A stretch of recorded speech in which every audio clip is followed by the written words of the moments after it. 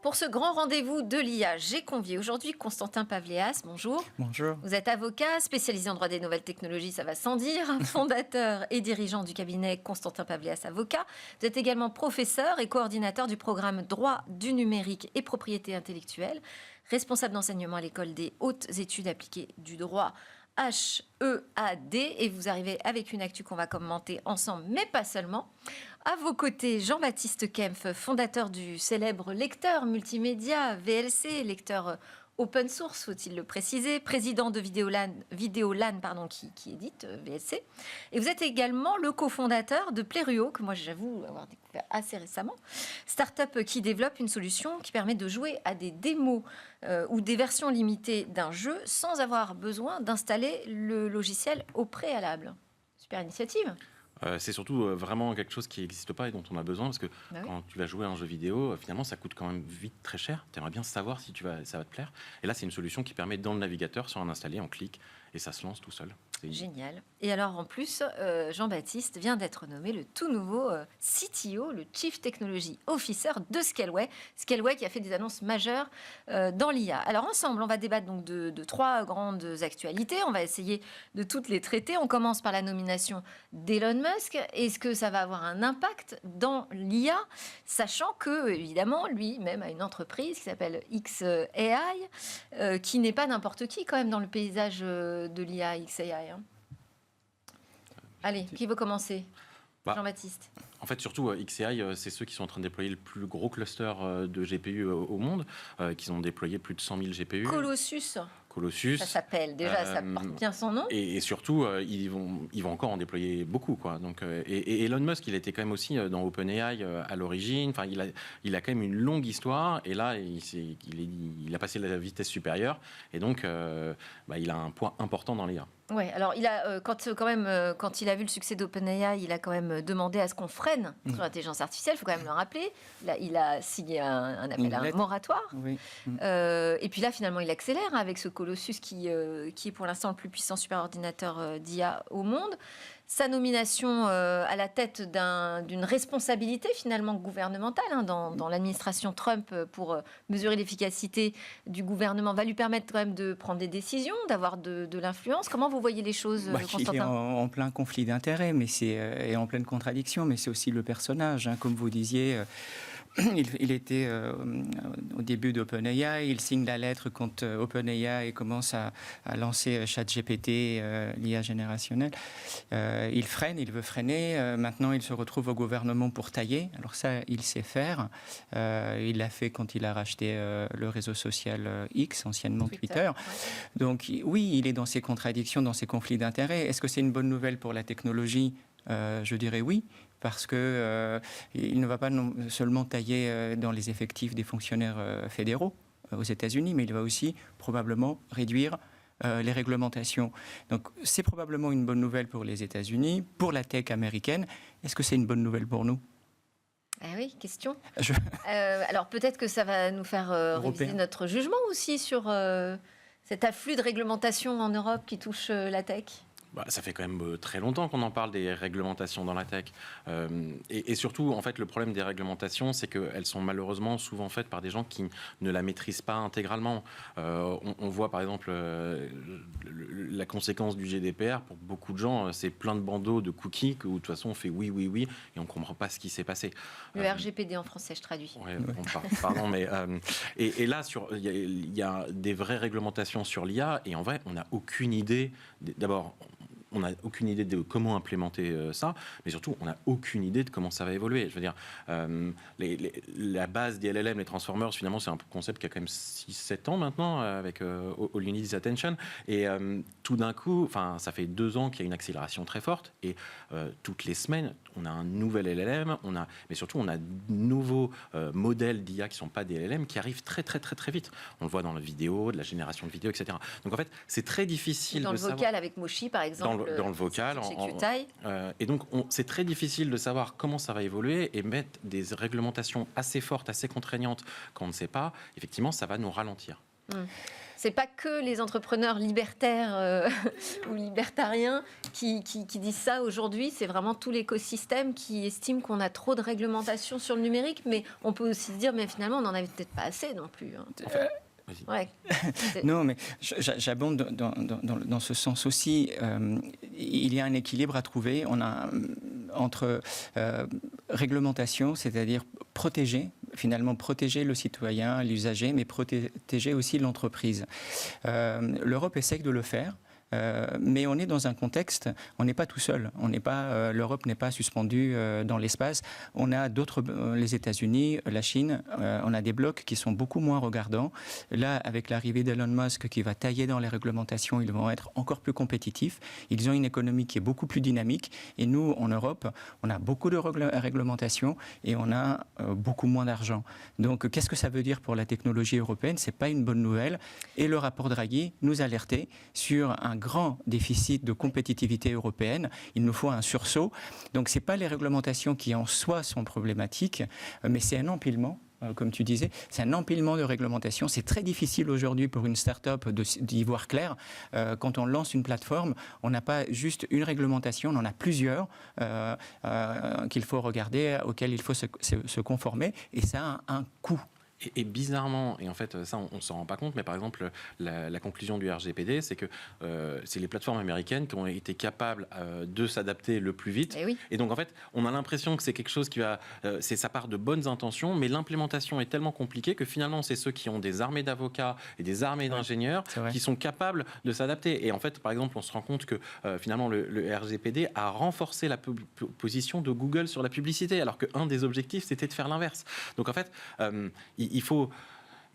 beaucoup trop de réglementations sont faites sans comprendre, avec vraiment une mécompréhension de la techno et des évolutions. Et c'est ça qui est gênant. Et est-ce que vous imaginez qu'on pourrait même être puni, entre guillemets, par les États-Unis et Elon Musk avec ce nouveau pouvoir qu'il va avoir entre les mains, et avoir une Europe, finalement, qui va être à la traîne, mais on est déjà à la traîne, privée de certaines technologies, notamment dans l'IA? Alors, oui, ils essayent. Ça, je veux dire puni. Il y a eu un peu un push par notamment Meta, etc., qui disent certaines fonctionnalités n'arrivent pas en Europe. Chez Apple aussi. Chez Apple aussi. C'est de la négociation, soyons très honnêtes. C'est quelque chose qui... Et Elon Musk ne pourrait pas s'en servir, lui ? J'y crois pas. Non, je crois pas plus que ça. Ouais. Mais c'est juste que nous, on est déjà à la traîne. On se rend compte quand même qu'il y a un vrai décrochage de l'Europe et que notamment les États-Unis, on voit la plupart de la croissance quand même, elle vient des entreprises de la tech américaine. Et donc en fait, et là aujourd'hui, une énorme partie de la croissance est sur l'IA et les investissements en IA. Et on est en retard. Et on n'a pas beaucoup de grandes entreprises de l'IA qui font beaucoup d'argent. Et nos plus grandes, elles commencent déjà à avoir un capital où il y a beaucoup d'Américains qui rentrent dedans, celles qui sont les plus prometteuses. Donc on a un vrai problème de création de valeur. Et rajouter de la réglementation, alors que d'un côté, on a les Chinois qui ne sont pas trop intéressés par des réglementations très compliquées, et Elon Musk qui va grosso modo couper, ou en tout cas pousser pour couper toutes ces réglementations. C'est-à-dire que nous, on se rajoute une barrière à l'entrée avant que le marché ait cru. Ouais. Alors, je voudrais qu'on passe quand même au deuxième sujet, parce que le temps file très très vite. Il se passe quand même des choses dans l'IA, et notamment du côté du tribunal de commerce de Paris, qui dit vouloir l'intégrer à partir de 2025. Est-ce que c'est une bonne nouvelle ? C'est une très bonne nouvelle. C'est une très bonne nouvelle, bien sûr. Ils montrent la voie. Qu'est-ce qu'ils proposent de faire? Oui. Concrètement, ils vont utiliser l'IA pour faciliter les tâches administratives, pour aiguillonner les affaires vers les chambres concernées. Ça semble rien du tout de le dire, mais il me semble avoir lu qu'il y avait 9 personnes qui s'occupaient aujourd'hui d'aiguillonner ce flux. Il faut imaginer un énorme flux d'affaires qui arrive au tribunal de commerce de Paris tous les jours. Il faut les aiguillonner. Il y a 9 personnes, me semble-t-il, qui le font. Vers telle chambre, vers telle chambre. L'IA pourrait tout à fait le faire, et c'est ce qu'ils vont mettre en place. Mais aussi, ils vont un peu plus loin sur les décisions très simples. Les ordonnances d'injonction de payer. Vous avez une facture, vous avez une créance certaine, vous avez un débiteur qui ne paye pas, vous allez devant le tribunal de commerce et vous demandez une ordonnance de payer, un commandement de payer. Donc ça va accélérer les procédures. Mais bien sûr, ça va faciliter, accélérer, alléger alléger les magistrats, mais aussi les greffiers, toutes les personnes qui contribuent au fonctionnement du tribunal, pour qu'ils fassent mieux leur travail et dans des meilleures conditions. Donc oui, bravo.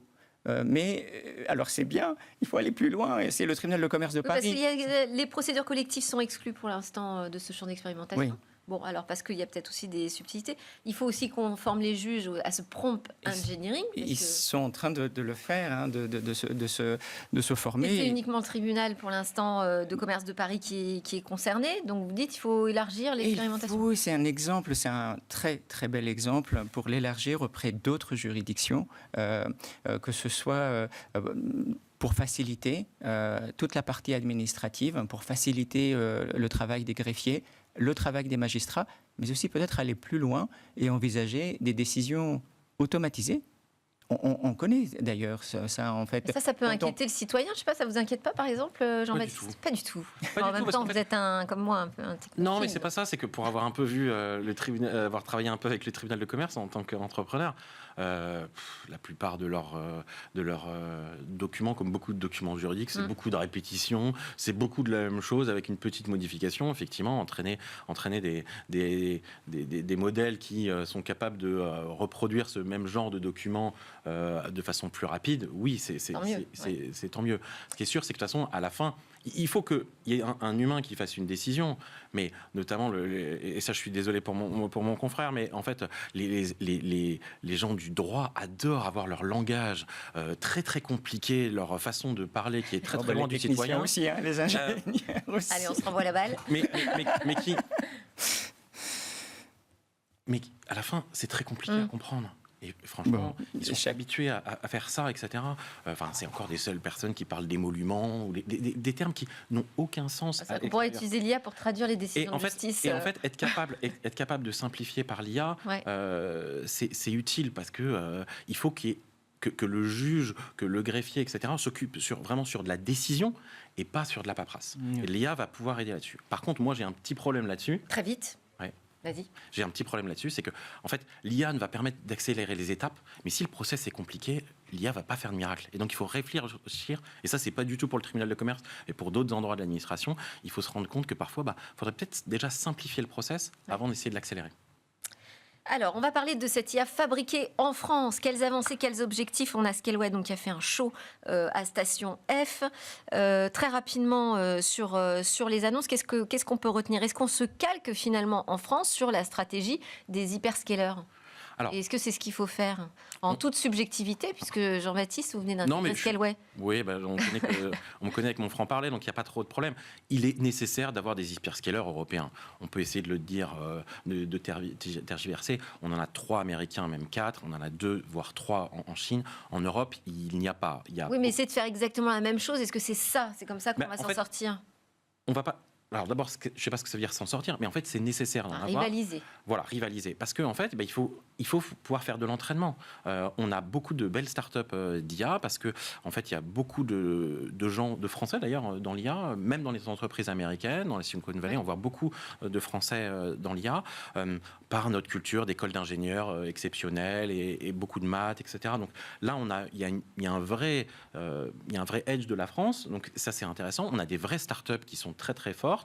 Qu'on parle de Mistral, qu'on parle de QTI, qu'on parle de H, Lighton, et il y en a plein en fait qui sont vraiment dans l'IA. D'ailleurs, il y a eu beaucoup d'entreprises françaises autour de la data, Dataiku, Database, etc. Donc il y a un vrai sujet, mais à un moment ils ont besoin de machines. Et donc si la seule réponse qu'on leur donne c'est d'accord, mais de toute façon il n'y a que les hyperscalers, ils vont donner toutes les données à hyperscalers. Et là il y a un vrai problème parce que quand on va parler de droits, de données qui sont quand même sensibles ou de données d'entreprise ou des documents de santé. En fait, c'est important qu'on ait au moins, pas forcément la même chose que l'hyperscaler, mais au moins la base pour pouvoir dire vous êtes capable de faire vos entraînements, votre IA en local. Alors là, donc vous annoncez premier fournisseur Scaleway de cloud en Europe à proposer NVIDIA Blackwell, plus la IA la plus puissante au monde et qui consomme 25 fois moins d'énergie. Ça, c'est aussi une préoccupation peut-être plus européenne, je ne sais pas. En même temps, l'énergie, c'est de l'argent. Est-ce que ça va suffire? Non, ça suffit pas. C'est clair que ça Comment suffit pas. on fait sans les centaines de milliards d'investissements? Alors, il n'y a pas besoin d'y avoir des centaines de milliards d'investissements. Il faut se dire que chaque millier de GPU, ça coûte des dizaines de millions d'euros. Mais on peut se dire qu'effectivement, il faudrait qu'en Europe, en tout cas en France, on ait un parc de GPU qui soit dans l'ordre de la centaine de milliers de GPU sur l'ensemble des acteurs. Aujourd'hui, on n'y est pas. Scaleway a fait des annonces en étant un des premiers avec plus de 5000 GPU déployés aujourd'hui et encore beaucoup de l'année prochaine, des dizaines de milliers avec les nouvelles puces, notamment Blackwell, mais ça n'est pas suffisant. Un mot, il faut être sur toute la chaîne de valeur. On a vraiment un enjeu qui est stratégique aujourd'hui.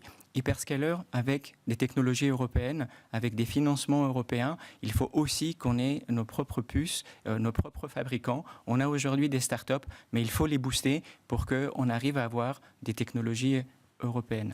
Allez, merci beaucoup Jean-Baptiste Khem, fondateur de VLC, je rappelle, et puis CTO de Scaleway, Constantin Pavléas, avocat. Merci à tous les deux. Merci.